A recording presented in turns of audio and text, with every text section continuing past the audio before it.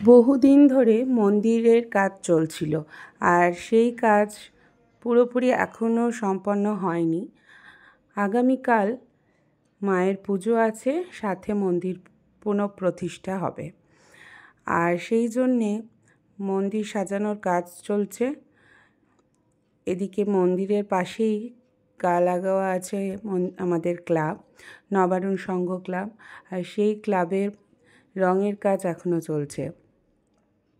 সবটাই পাড়ার কিছু মানুষ আছে, তাদের উদ্যোগেই হয়, আর তারা হচ্ছে অক্লান্ত পরিশ্রম করেছে, তারই ফল এই এত সুন্দরভাবে সাজানো মন্দির আমরা আজকে দেখতে পাচ্ছি। যতটা সম্ভব হয়েছে মন্দিরটাকে সুন্দর করে সাজানোর চেষ্টা করা হয়েছে। সবাই দেখে বলবে যে কেমনভাবে মন্দিরটাকে সুন্দর করে সাজানো হয়েছে, সেটা তোমরা দেখে অবশ্যই জানিও। বহু বছর আগে এখানে পুজো শুরু হয়েছে, আর মন্দির প্রতিষ্ঠাও হয়েছে বহু বছর আগে এখানে, কিন্তু মন্দিরটাকে আরও সুন্দর করে সাজানোর জন্য আবার নতুন করে মেরামতের কাজ করা হয়েছে। যতটা সম্ভব হয়েছে চেষ্টা করা হয়েছে মন্দিরটাকে ভালো করার। আজকে মায়ের পুজো, সেই উপলক্ষে সবাই ভীষণই ব্যস্ত, আর পাড়ারই কিছু বয়স্ক আছেন আমাদের, তাদেরকে আমরা আজকে আমন্ত্রণ জানিয়েছি। তারাই এসে আজকে মন্দিরটার প্রতিষ্ঠা করবে, তারপরে মায়ের পুজো শুরু হবে। পাড়ার প্রত্যেকটা মানুষকে নিয়ে আমাদের এই মন্দিরে সব সময় চিন্তা করা হয় যে সবাই একত্রিত হয়ে যে কাজটা করবে সবাই মিলে করবে। সবারই মতামত নিয়ে প্রতিটা পদক্ষেপ নেওয়া হয়। এখানে প্রত্যেকটা মানুষকেই অনেকটাই গুরুত্ব দেওয়া হয়, প্রত্যেককে, কাউকে বাদ দিয়ে আমাদের এই মন্দিরের কাজ কোনোদিনই সম্পন্ন হয় না।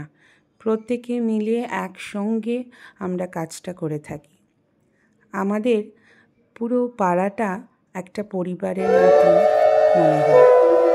আজকে তাই পাড়ার অনেকটাই বয়স্ক মানুষ, যাদেরকে সম্মানও জানানো হচ্ছে, তারাই আজকে এসে আমাদের মন্দিরে তার উদ্ঘাটন করবে, আর তারপরেই শুরু হবে মায়ের পুজো।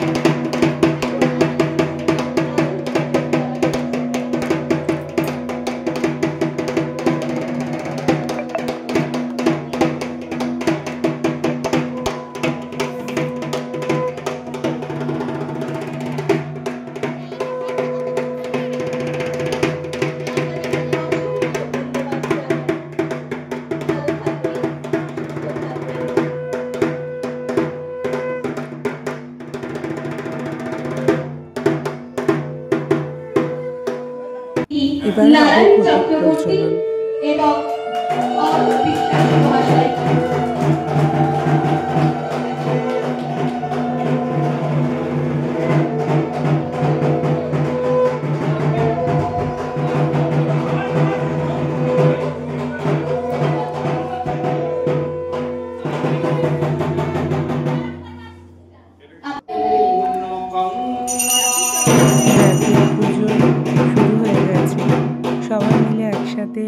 যোগযন্ত্র করার পর অবশেষে মায়ের আরাধনা শুরু হয়েছে।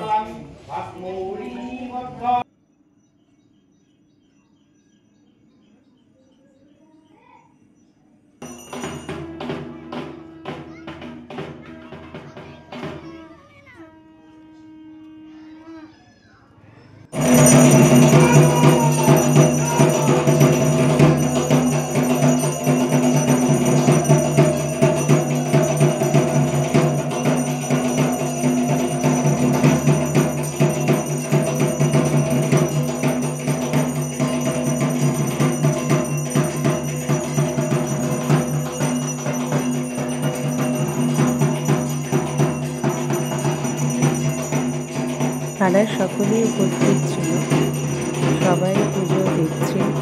অনেকটা রাত হয়ে গিয়েছিল আমাদের অঞ্জলি দিতে।